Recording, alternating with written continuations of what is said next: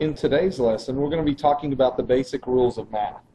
Now, over the years, as I've helped students in mathematics, what I found is if you miss one of these basic rules, you may be able to do the math part right, but you get a wrong charge or you do something incorrect and it messes everything up. So let's go through some of the basic rules of math. You'll notice here that we have a number line. And 0 in the middle, all of the positive things are on the right, and all the negatives are on the left. And so as you move along this number line, if you're moving in a positive direction, you go this direction.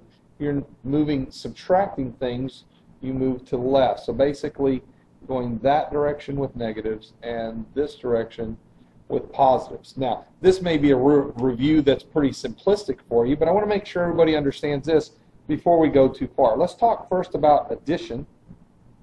And we're just going to talk about simple math, just to make sure everybody's on the same page before we go too far. Taking a very simple addition problem like 2 plus 3. On a number line, what you would basically do is you start at 2, and it says plus 3, so you go in a positive direction. This says positive, you go right, you're going to go 3 spaces, and you have an answer of 5. Now, that's very simplistic. You can probably do that one in your head. But let's say you have something like this, negative 4 plus 3.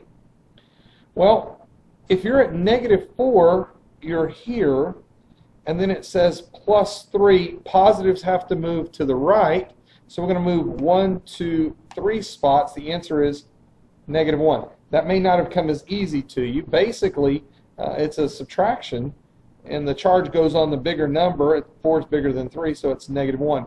If you're not sure exactly how to do that, you can always draw a number line, and you can move along to make sure you have the right answer. If you would have put a positive 1 here, that would have messed up any calculations or any values that you might have gotten. Here's one more. If I had negative 8 and I go plus 10, well, if this is negative 6, then negative 7 would be here and negative 8 would be here. And if I'm going to go plus 10 spots, that means I'm going to go to the right. 1, 2, 3, 4, 5, 6, 7, 8, 9, 10. My answer is 2. So negative 8 plus 10 equals 2. That's how you do addition. Let's look at subtraction. And subtraction works exactly the same way. Again, if you struggle with these, draw a number line and help yourself with it. A very simple problem like 4 minus 3. 4. If you're going to subtract, that means you're going to move left on the number line. So you're going to go back 1, 2, 3 spots, and that's logical. 4 minus 3 is 1. Most you can do that one in your head. But if you had one, this one tricks a lot of people. Negative 2 minus 3. Negative 2 minus 3. So you have negative 2, and to go negative, you're going to go back to the left. 1, 2, 3. The answer in this case is negative 5. Careful with that one. Negative 2, back 3 spots, you're at negative 5. Negative 4 minus 4, negative 4, and you go back 4 more, or 1, 2, 3, you're back at that negative 8 again. So you have to be really careful when you do that, okay? If you want a rule to write down that might help you, move along the number line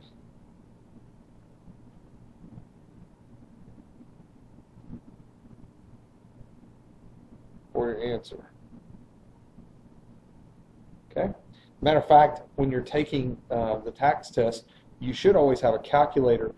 If you're not real good with math skills, always put them in just in case you thought of it wrong. So if you put negative 2 minus 3, you'll get negative 5. This verifies why that's the right answer. But put numbers into your calculator. If you struggle with math, always put the number in to make sure you have it right before you move on. So that's the rules for addition and subtraction. Just some basic math. Now, let's look at something a little different. Let's talk about multiplication and division. Now, some of these can be tricky, so let's be careful here. Let's talk about multiplication.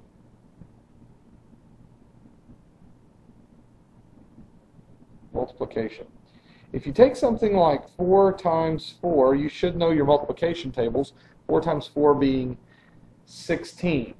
And something else pretty simple, 6 times 3 being 18. We've learned those since we were younger. Again, if you're not sure, put them in your calculator. But here's where we get tricked sometimes.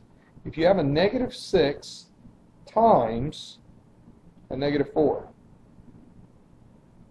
Well, in this case, what happens is when you have a negative times a negative with a negative ends up being a positive.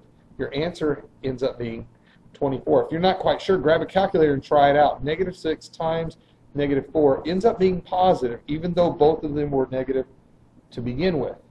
Now, if you take that same problem and you have this, negative 6 times 4, not negative 4, positive 4, negative 6 times 4. When you have a negative and a positive, it keeps the negative, so it's negative 24. Got to be careful on that. So basically, if you want a rule, here it is. Negative times negative equals positive. Negative times positive equals a negative every single time. So be careful. Make sure you get those. Okay. Again, if you miss these pretty often, put it into your calculator and make sure you're getting it correct. Let's talk about division real quick. Here's the cool part about division. It's the same rules as those. For example, if you had negative 16 divided by negative 4. The rule is negative and a negative is positive. So if it's the same rules, negative, so the negatives go away. The answer is 4. So what I mean by the same rules is this. A negative divided by a negative is a positive. Looks the same as this. Only difference, that's a multiplication, that's a division. And a negative divided by a positive is always negative. Okay, so it's the same rules. So one other quick one, if you had negative 18 divided by 3. Well, 18 divided by 3 is 6, and I have a negative and a positive. Negative and a positive is a negative. There's my answer. Again, if you're not exactly sure, always run it through your calculator. So just to have it,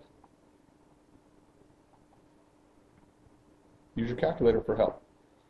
Just as a reminder, this page that you're taking in notes as you go through all the other videos, you may want to keep this on the side just so if you have to do some of these rules, you can just look at this quick sheet and you can get your answers. Okay? So we've done addition, subtraction, multiplication, and division.